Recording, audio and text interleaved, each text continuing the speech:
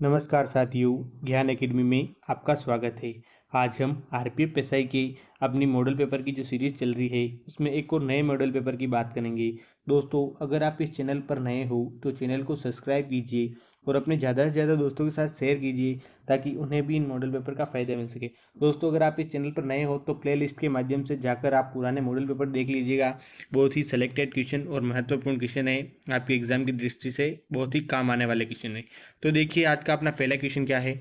किसने कहा था गांधी जी ने राष्ट्रीय आंदोलन को एक क्रांतिकारी आंदोलन और जन आंदोलन का रूप दिया?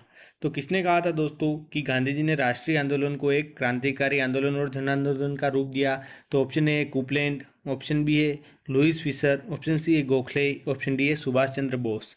तो दोस्तों करेक्ट आंसर क्या होगा इसका, किसने कहा था?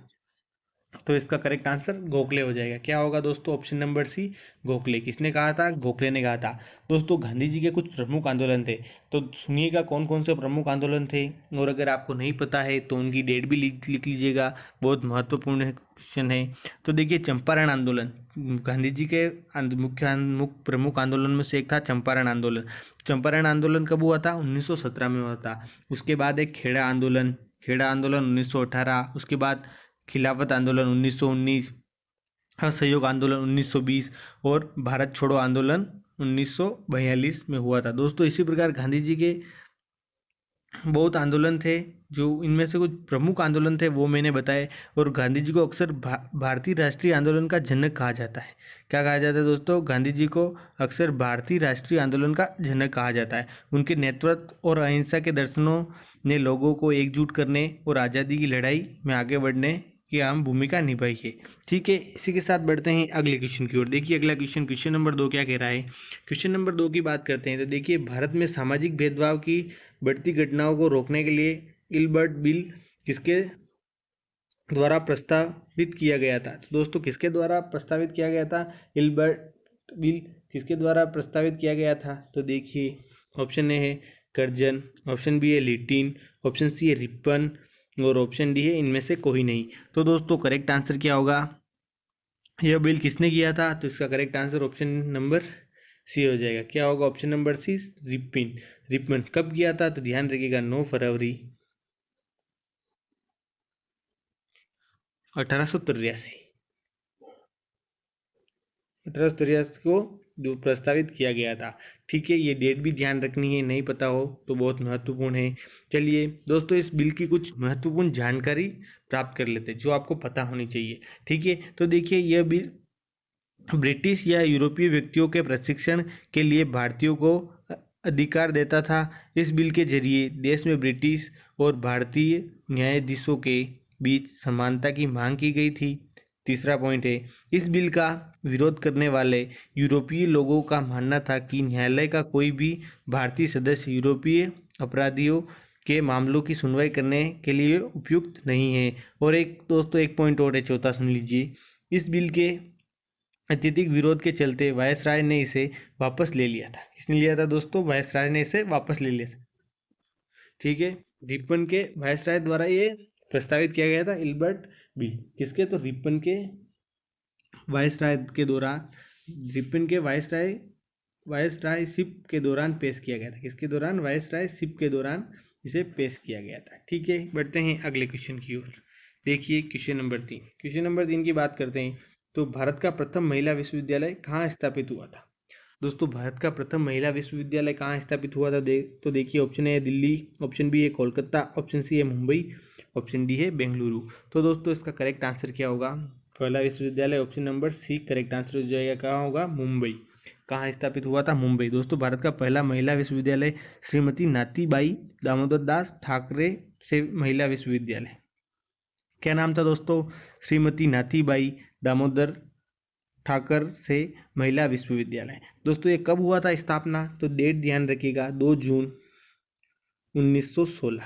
2 जून 1916 करेक्ट डेट हो जाएगी। क्या होगी दोस्तों? 2 जून 1916। दोस्तों इसका मुख्यालय कहाँ था? तो दक्षिण मुंबई के चर्च गेट में। कहाँ था दोस्तों? दक्षिण मुंबई के चर्च गेट में। और संस्थापक कौन थे? तो दोस्तों समाज सुधारक थोंडे केशव कर्वे। कौन थे दोस्तों? केशव कर्वे थे इसके संस्थापक। ठीक है, इसके साथ बढ़ते हैं अगले क्वेश्चन की ओर। देखिए अगला क्वेश्चन नंबर 4। क्वेश्चन नंबर 4 क्या कह रहा है, भौतिक विज्ञान में नोबेल पुरस्कार पाने वाले प्रथम भारतीय। दोस्तों भौतिक विज्ञान में नोबेल पुरस्कार प्राप्त करने वाले प्रथम भारतीय कौन थे, तो देखिए option A CV Raman, option B है जे थॉमसन, ऑप्शन सी है कैलाश सत्यार्थी, ऑप्शन डी है मदर टेरेसा। तो दोस्तों करेक्ट आंसर क्या होगा, इसका प्रथम भारतीय कौन थे भौतिक विज्ञान में नोबेल पुरस्कार प्राप्त करने वाले, तो ऑप्शन नंबर 1 करेक्ट आंसर हो जाएगा सीवी रमन, सर चंद्रशेखर वेंकट रमन। दोस्तों इन्होंने कब, तो 1930 में भौतिकी में नोबेल पुरस्कार प्राप्त किया था। कब किया था, 1930 में। ये आपको सन याद रखना है, 1930 में भौतिकी में नोबेल पुरस्कार दिया गया था। उन्हें यह पुरस्कार प्रकाश के प्रकीर्णन पर उनके काम और उनके नाम पर रखे गए प्रभाव की खोज के लिए मिला था। ठीक है, ये बात भी आपको ध्यान रखनी है। इसी के साथ बढ़ते हैं अगले क्वेश्चन की ओर। अगला क्वेश्चन नंबर 5 क्या है, भारत रत्न प्राप्त करने वाली पहली महिला कौन थी। तो दोस्तों भारत रत्न प्राप्त करने वाली पहली महिला कौन थी, तो देखिए option A Shrimati PK Gesia, option B है श्रीमती इंदिरा गांधी, ऑप्शन सी है श्रीमती बचेंद्री पाल, ऑप्शन डी है सुश्री सुष्मिता सेन, सुश्री सुष्मिता सेन। तो दोस्तों करेक्ट आंसर क्या होगा इसका, भारत रत्न प्राप्त करने वाली पहली महिला कौन थी, तो इसका करेक्ट आंसर हो जाएगा ऑप्शन नंबर बी। क्या हो जाएगा, option number B, Shrimati Indira Gandhi थी। कौन थी दोस्तों, श्रीमती इंदिरा गांधी। दोस्तों कौन थी, श्रीमती इंदिरा गांधी। और दोस्तों भारत की पहली महिला प्रधानमंत्री भी थी इंदिरा गांधी। क्या थी दोस्तों, तो भारत की पहली महिला प्रधानमंत्री भी पूछे कौन थी, तो श्रीमती इंदिरा गांधी ही थी। ठीक है, इसी के साथ बढ़ते हैं अगले क्वेश्चन की ओर। देखिए अगला क्वेश्चन क्या कह रहा है, अगला क्वेश्चन, भारत का एकमात्र स्थान जहाँ टीन पाया जाता है। तो दोस्तों भारत का एकमात्र स्थान जहाँ पर टीन पाया जाता है, तो देखिए ऑप्शन है, ऑप्शन ए है रीवा, ऑप्शन बी है छत्तीसगढ़, ऑप्शन सी है सूरत और ऑप्शन डी है अहमदाबाद। तो करेक्ट आंसर क्या होगा, इसका सही उत्तर हो जाएगा ऑप्शन नंबर बी। क्या होगा, option number B, Chhattisgarh correct answer हो जाएगा। दोस्तों छत्तीसगढ़ भारत का एकमात्र टीन उत्पादक राज्य है। ये भारत के टीन अयस्क भंडार का 35.4% हिस्सा है। कितना है दोस्तों, 35.4% हिस्सा है। कितना प्रतिशत, 35.4% हिस्सा है भारत के टीन अयस्क भंडार का। 35.4% हिस्सा कहाँ है, तो छत्तीसगढ़ में। ठीक है, इसी के साथ बढ़ते हैं अगले क्वेश्चन की ओर। देखिए अगला question, question number 7। Question number 7 क्या कह रहा है, भारतीय वानस्पतिक सर्वेक्षण का मुख्यालय कहाँ स्थित है। भारतीय वानस्पतिक सर्वेक्षण का मुख्यालय कहाँ स्थित है, तो देखिए ऑप्शन ए है कोलकाता में, ऑप्शन बी है लखनऊ में, ऑप्शन सी है दार्जिलिंग में, ऑप्शन डी है इनमें से कोई नहीं। तो दोस्तों करेक्ट आंसर क्या होगा, कहाँ स्थित है भारतीय वानस्पतिक सर्वेक्षण का मुख्यालय, तो इसका correct answer option number A हो जाएगा। क्या होगा, ऑप्शन नंबर ए, कोलकाता में। कहाँ पर है, कोलकाता में है। ठीक है, इसी के साथ बढ़ते हैं अगले क्वेश्चन की ओर। देखिए अगला question, question number 8। Question number 8 क्या कह रहा है, भारत में ऊर्जा का सर्वाधिक महत्वपूर्ण स्रोत है। दोस्तों भारत में ऊर्जा का सर्वाधिक महत्वपूर्ण स्रोत है, तो क्या है दोस्तों, देखिए ऑप्शन ए नाभिकीय ऊर्जा, ऑप्शन बी है कोयला, ऑप्शन सी है पेट्रोल, ऑप्शन डी है जल विद्युत। तो करेक्ट आंसर क्या होगा इसका, इसका करेक्ट आंसर हो जाएगा दोस्तों ऑप्शन नंबर बी। क्या होगा दोस्तों, ऑप्शन नंबर बी, भारत में सबसे बड़ा ऊर्जा स्रोत एक कोयला है। क्या है, कोयला है, क्योंकि बिजली का महत्वपूर्ण स्रोत कोयला ही है। क्या है दोस्तों, क्योंकि बिजली का महत्वपूर्ण स्रोत कोयला है। ठीक है, ये बात आपको ध्यान रखनी है। इसी के साथ बढ़ते हैं अगले क्वेश्चन की ओर। देखिए अगला क्वेश्चन, और बहुत शानदार वाला क्वेश्चन है, लगभग ये तो सभी को आंसर आता होगा। तो जल्दी से कमेंट बॉक्स में आप क्वेश्चन नंबर 9 का आंसर दे दीजिए। दोस्तों अगर आपको क्वेश्चन के आंसर आते हैं तो आपको साथ साथ देते रहने हैं। इससे क्या होगा, आपका मोटिवेशन बढ़ेगा कि आपके कितने क्वेश्चन सही हो रहे हैं और कितने गलत हो रहे हैं। तो देखिए ऑप्शन है, क्वेश्चन नंबर 9 क्या है, राष्ट्रीय विज्ञान दिवस किस मनाया जाता है। राष्ट्रीय विज्ञान दिवस किस दिन मनाया जाता है, तो देखिए ऑप्शन है 25 मार्च, ऑप्शन बी है 28 फरवरी, ऑप्शन सी है 22 दिसंबर और ऑप्शन डी है 5 जून। तो दोस्तों राष्ट्रीय विज्ञान दिवस कब मनाया जाता है, तो इसका करेक्ट आंसर क्या हो जाएगा, इसका correct answer option number B हो जाएगा। क्या होगा दोस्तों, ऑप्शन नंबर बी, 28 फरवरी को। कब मनाया जाता है दोस्तों, 28 फरवरी को। प्रतिवर्ष राष्ट्रीय विज्ञान दिवस 28 फरवरी को मनाया जाता है। दोस्तों ये बात आपको ध्यान रखनी है। ठीक है, इसी के साथ बढ़ते हैं अगले क्वेश्चन की ओर। अगला क्वेश्चन क्या कह रहा है, क्वेश्चन नंबर 10। क्वेश्चन नंबर 10 क्या कह रहा है, भारत के तट रेखा की लंबाई है। दोस्तों भारत के तट रेखा की लंबाई कितनी है, तो देखिए ऑप्शन ए है 1500 किलोमीटर, ऑप्शन बी है 6100 किलोमीटर, ऑप्शन सी है 6590 किलोमीटर, ऑप्शन डी है 6500 किलोमीटर। तो दोस्तों इसका करेक्ट आंसर क्या होगा, तट रेखा सीमा कितनी है, तो इसका करेक्ट आंसर होगा दोस्तों option number B, sorry, option number B correct answer हो जाएगा 6100 किलोमीटर। कितनी हो गई दोस्तों? 6100 किलोमीटर। दोस्तों भारतीय मुख्य भूमि की तटरेखा की लंबाई 6100 किलोमीटर है। बंगाल की खाड़ी में और अंडमान और निकोबार द्वीप समूह और अरब सागर की लक्षद्वीप के समूह की तटरेखा सहित भारत की तटरेखा की लंबाई देखी जाए तो टोटल ऑल ओवर देखी जाए तो कितनी है दोस्तों? 7517 किलोमीटर। दोस्तों ये क्या है? बंगाल की खाड़ी में, अंडमान और निकोबार द्वीप समूह और अरब सागर में लक्षद्वीप द्वीप समूह की तटरेखा सहित भारत की तटरेखा की लंबाई 7517 किलोमीटर है। ये बात भी आपको ध्यान रखनी है। और इन ऑप्शन में 6100 किलोमीटर दिया हुआ था, तो भारत की मुख्य भूमि की तटरेखा की लंबाई कितनी है? भारतीय मुख्य भूमि की तटरेखा की लंबाई पूछे तो 6100 किलोमीटर, और ऑल ओवर पूछे तो ऑल ओवर आपको ध्यान रखना है 7517 या 7000, कहीं पर 7516.6 पॉइंट में भी वैल्यू दी हुई होती है, तो अप्रोक्सीमेट आप मान सकते हैं। ठीक है, इसी के साथ बढ़ते हैं अगले क्वेश्चन की ओर। देखिए अगला क्वेश्चन क्या कह रहा है, अगले क्वेश्चन की बात करते हैं। तो अगला क्वेश्चन नंबर 11 क्या कह रहा है? भारत की मुख्य भूमि का दक्षिण नोक है। दोस्तों भारत की मुख्य भूमि का दक्षिण नोक क्या है? तो option A Calimere point, option B है cape Comorin, option C Indira point और ऑप्शन डी है इनमें से कोई नहीं। तो करेक्ट आंसर क्या होगा दोस्तों? इसका करेक्ट आंसर हो जाएगा भारत के मुख्य भूमि का दक्षिण नोक क्या है? तो इसका correct answer option number B होगा। क्या होगा दोस्तों? Option number B, Cape Comorin. क्या हो जाएगा? Cape Comorin. दोस्तों केप कैमोरिन कहाँ है? तो कन्याकुमारी।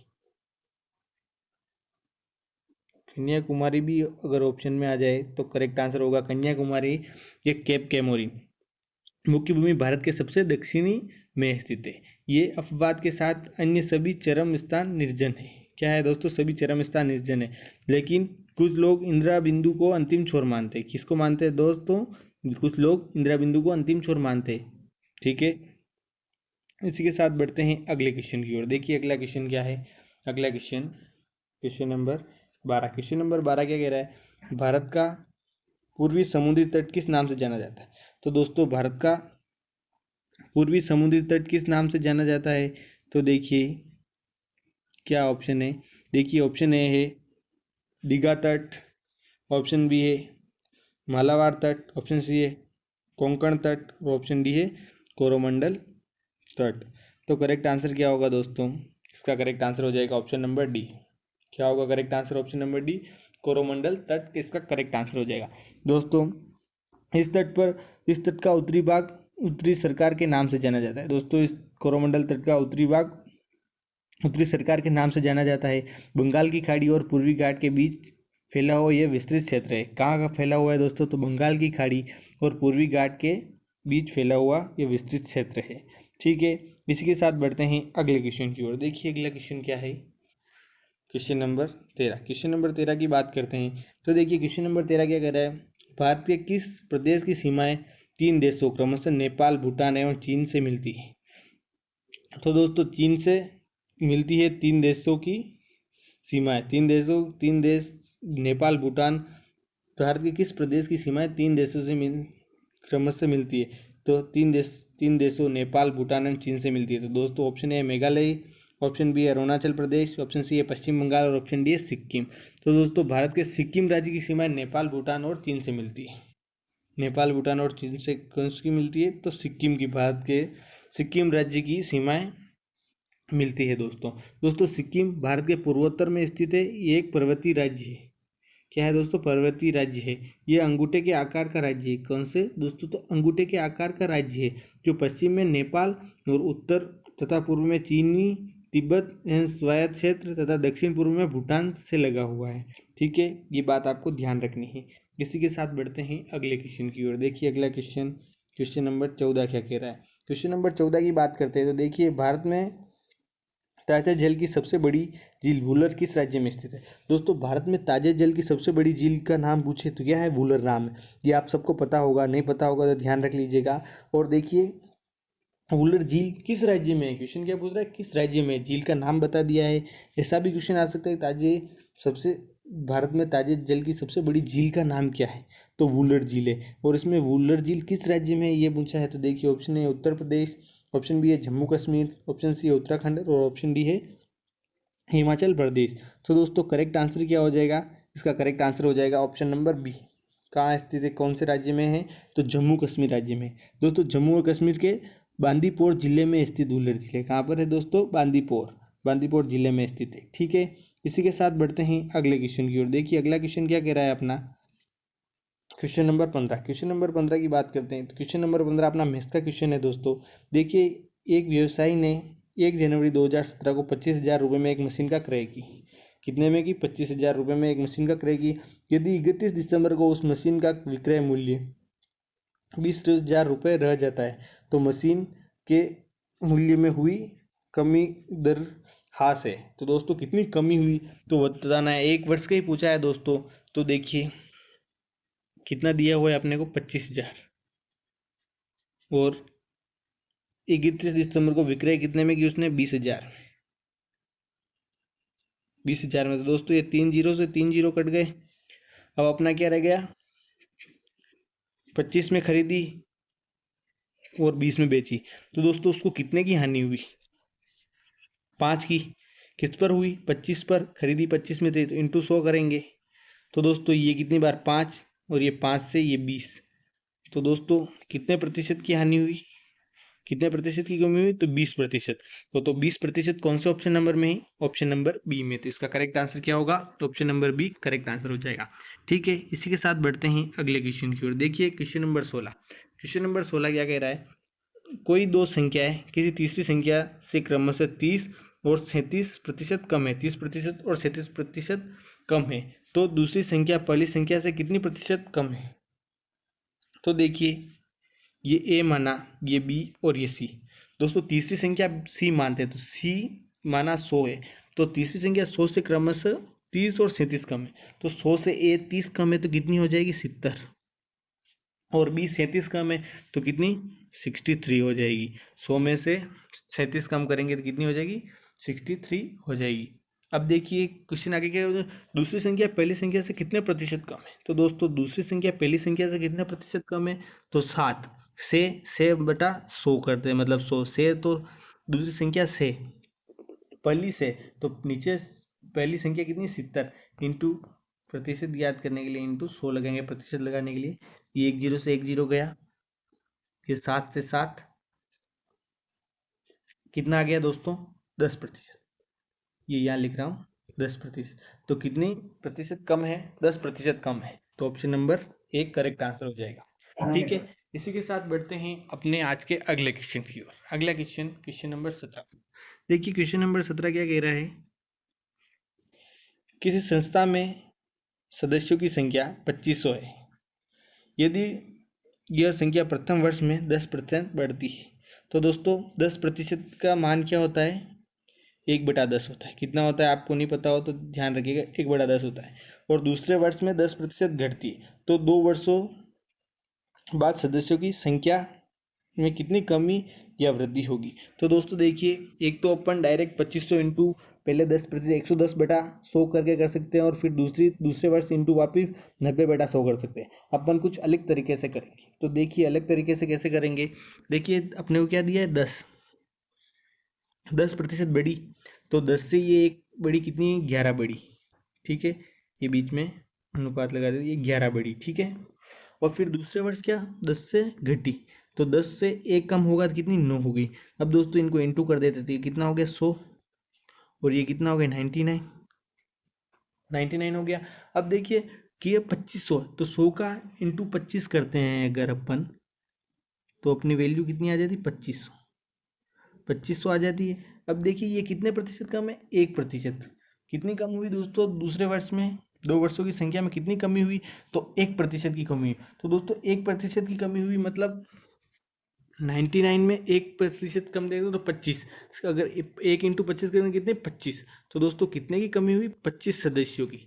25 सदस्यों की क्या हुई? कमी। प्रतिशत नहीं दोस्तों, 25 सदस्यों की कमी हुई। तो option number C correct answer हो जाएगा। क्या होगा दोस्तों? Option number C. इसका करेक्ट आंसर क्या होगा? Option number C correct answer हो जाएगा। ठीक है, इसी के साथ बढ़ते हैं अगले क्वेश्चन की ओर। देखिए अगला क्वेश्चन, क्वेश्चन नंबर 18 क्या कह रहा है? किसी भिन्न के अंश में 200% वृद्धि करने तथा हर में 300% वृद्धि करने पर नई भिन्न 5/6 हो तो मूल भिन्न बतानी। तो दोस्तों ये एक्स बटा वाई लिखा, और एक्स कितनी है 100% है, तो और 200% की वृद्धि की तो कितनी हो जाएगी दोस्तों 300 हो जाएगी। और वाई में 300 की वृद्धि की तो 100 पहले से थे तो कितनी 400 हो जाएगी।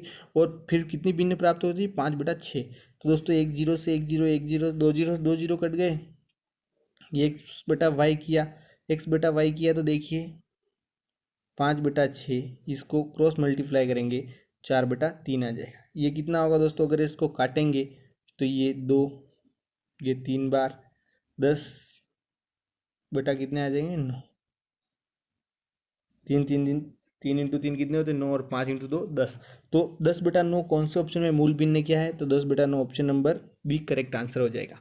ठीक है, इसी के साथ बढ़ते हैं अगले क्वेश्चन की ओर। देखिए अगला question, question number 19। Question number 19 क्या कह रहा है, फोटोग्राफर राजेश की ओर इशारा करते हुए सुनीता ने कहा। फोटोग्राफ में राजेश की ओर इशारा करते हुए सुनीता ने कहा। किसने, सुनीता ने कहा। सुनीता कह रही है किसकी ओर इशारा करते हुए, ये राजेश, फोटोग्राफ में कौन है राजेश, राजेश की ओर इशारा करते हैं कि उसकी माता का एकमात्र पुत्र मेरा पिता है। तो मतलब इसकी माता का पुत्र मतलब राजेश अपनी माता का एकमात्र पुत्र है, और किसका पिता है, तो सुनीता का पिता है। तो क्या कहना चाहिए, उसकी माता का एकमात्र पुत्र मेरा पिता है।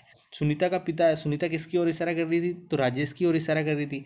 तो देखिए राजेश, सुनीता का एकमात्र पिता कौन है, राजेश है। एकमात्र पुत्र मेरा पिता है, मतलब उसकी राजेश उनकी मामी पापा की इकलौती संतान है, ये कहना चाह रहा है। तो एकमात्र पुत्र, तो सुनीता का राजेश से क्या संबंध है, तो दोस्तों सुनीता का राजेश से संबंध पूछा तो सुनीता के राजेश क्या लगेगा, राजेश का सुनीता से क्या संबंध है, तो सुनीता से राजेश का क्या संबंध है, तो सुनीता राजेश की पुत्री होगी। तो कौन सा ऑप्शन सही होगा, ऑप्शन नंबर डी इसका करेक्ट आंसर हो जाएगा। दोस्तों बहुत ही आसान क्वेश्चन था और बहुत सिंपल क्वेश्चन था। ठीक है, इसी के साथ बढ़ते हैं अगले क्वेश्चन की ओर। देखिए अगला क्वेश्चन, क्वेश्चन नंबर 20 क्या कह रहा है। देखिए क्वेश्चन नंबर 20 कह रहा है, जैसे जैसे कह रहा है अपन साथ साथ करते चलते हैं, अपना समय भी बचेगा। तो देखिए अनीता 20 किलोमीटर उत्तर की ओर चली। जैसे मान लेते हैं अनीता ने यहाँ से चलना प्रारंभ किया और ये 20 किलोमीटर चली उत्तर में। ठीक है, फिर दाएं मुड़ी, ये दाएं मुड़ी और 30 किलोमीटर चली। तो ये 30 किलोमीटर चली। ठीक है, फिर वो दाएं मुड़ी, वापस दाएं मुड़ी दोस्तों, और ये 35 चली। तो यहाँ तक तो 20 हो गए, और यहाँ तक तो 20 हो गए, और यहाँ 15 किलोमीटर और एक्स्ट्रा चली। ठीक है, 15 एक्स्ट्रा चली। फिर वापस बाएं मुड़ी, तो दोस्तों ये फिर से बाएं मुड़ी, तो बाएं इधर मुड़ी और कितनी 15 किलोमीटर चली। और अंत में फिर बाएं मुड़ी, ये बाएं मुड़ी और यहाँ 15 चली। तो दोस्तों 15 चली।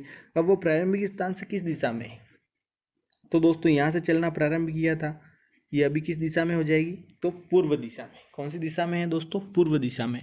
तो option number C correct answer होगा। क्या होगा कि प्रारंभिक स्थान से पूर्व दिशा में स्थित है। तो दोस्तों ये थी आपने एक और आज की नई मॉडल पेपर की सीरीज, कैसी लगी कमेंट बॉक्स में ज़रूर बताइएगा। मिलते हैं अगले मॉडल पेपर में, तब तक के लिए धन्यवाद।